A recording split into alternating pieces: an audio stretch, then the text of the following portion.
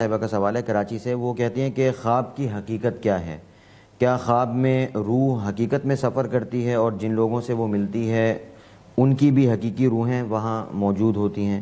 نیز اچھے اور برے خواب کا تعلق کس بات سے ہوتا ہے؟ مجید میں ہے اللہ یتوفی الانفس حین موتها والتی لم تمت فی منامها، کہ جب تم سو جاتے ہو تو اللہ تمہاری روحوں کو قبض کر لیتا ہے.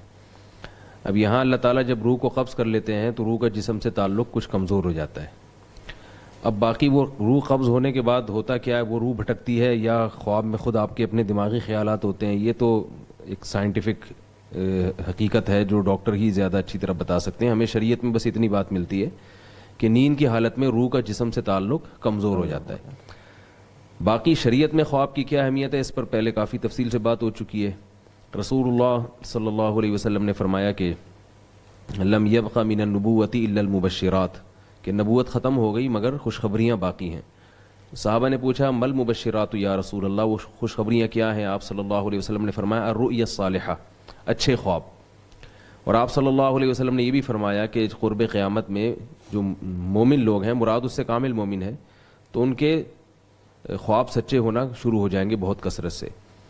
تو خواب حدیث میں آتا ہے نبوت کا 46واں حصہ ہے.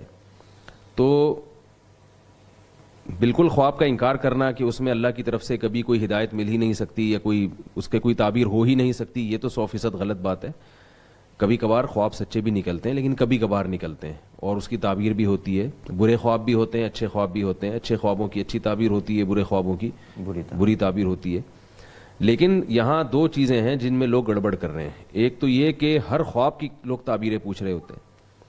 اب آپ کے پیٹ میں جب گیس ہوگی تو ڈرانے خواب لازمی آئیں گے، یہ حقیقت ہے. لوگ اس کو، میں جب یہ بات کرتا ہوں لوگ اس کو مزاح سمجھتے ہیں، یہ حقیقت ہے. آپ تجربہ کر کے دیکھ لیں، جب آپ کو قبض ہوگا تو آپ کو ڈرانے خواب آئیں گے. کسی بھی ڈاکٹر سے پوچھ لیں، کسی بھی حکیم سے پوچھ لیں، جب آپ چت لیٹتے ہیں اور پیٹ میں آپ کے گیس بھی ہو تو آپ کو ڈرانے خواب آئیں گے. اس سے گھبرانے کی ضرورت نہیں ہے. اس میں آپ کو سانپ بھی آئیں گے، چڑیلیں بھی آئیں گی. تو پھر وہ آپ جب تعبیر والوں سے پوچھیں گے تو وہ تعبیر نکال دے گا، چڑیل سے مراد آپ کی سانس ہیں اور سانپ سے آپ کی نند مراد ہیں. تو وہ خام خواہ کی فضول کی تعبیریں نکال رہا ہوتا ہے.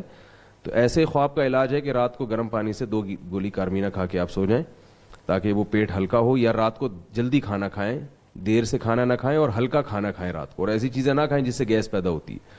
یہ بہت سارے لوگوں کا الحمدللہ میں نے اس طرح سے برے خوابوں کا علاج کیا ہے، ورنہ وہ ان مصیبت میں پڑ گئے تھے کہ پتہ نہیں اب یہ کیا ہو رہا ہے. تو میں نے کہا کچھ بھی نہیں ہو رہا، ہلکا پیٹ سوئیں گے تو انشاءاللہ اچھے خواب آئیں گے. تو ان کو وہی جنت کے خواب آنا شروع ہو گئے.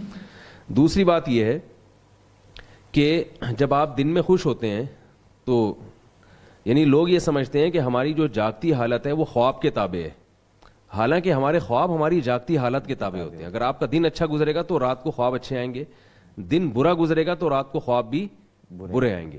لوگ سمجھتے ہیں کہ رات کو خواب برا آیا ہے تو اگلا دن برا گزرے گا، ایسا نہیں ہے. لوگ کہتے ہیں رات کو اچھا خواب آیا تو اگلا دن اچھا گزرے گا، ایسا نہیں ہے. رات کو خواب اس لیے اچھا آیا ہے کہ آج کا دن آپ کا اچھا گزرا تھا. تو اس کی طرف بھی توجہ دینی چاہیے.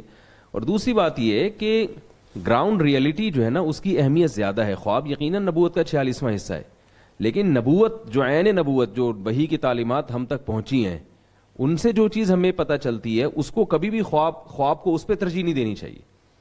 مثال کے طور پر شریعت کا ایک اصول کیا ہے کہ گراؤنڈ ریئلٹی کو دیکھ کر آپ فیصلے کریں، زمینی حقائق کو دیکھ کر فیصلے کریں. مثال کے طور پر تجربہ یہ بتا رہا ہے کہ اس کاروبار میں نقصان، جس نے بھی ہاتھ ڈالا ہے اس کو نقصان ہوا ہے. اب آپ کو خواب آیا کہ میرا کاروبار، میں اس میں پیسہ لگاؤں گا، انویسٹ کروں گا تو بہت ترقی کروں گا. تو گراؤنڈ ریئلٹی کیا کہہ رہی ہے کہ بھئی ابھی تک کسی کو اس کاروبار میں ترقی نہیں ملی. آپ صرف خواب کی بیس پر اگر وہ کاروبار شروع کر دیں تو اس میں آپ کو بہت نقصان ہو سکتا ہے. کیونکہ شریعت کیا کہتی ہے، مشورہ لیا جائے ماہرین سے. تو جو بھی ماہرین آپ ہیں وہ آپ کو مشورہ دیں گے بھئی ہم نے اس میں انویسٹ کیا تو ہمیں نقصان ہوا. تو لوگ گراؤنڈ ریئلٹی کو بھول جاتے ہیں اور صرف خواب پر پورا مدار رکھ لیتے ہیں اور اس خواب کا یقین بھی نہیں ہوتا کہ یہ سچا ہے یا شیطانی کوئی تصرف ہے. تو خواب کی یقیناً اہمیت ہے، مگر ان تمام چیزوں کو سامنے رکھ کر فیصلہ کرنا چاہیے. بہت بہت شکریہ.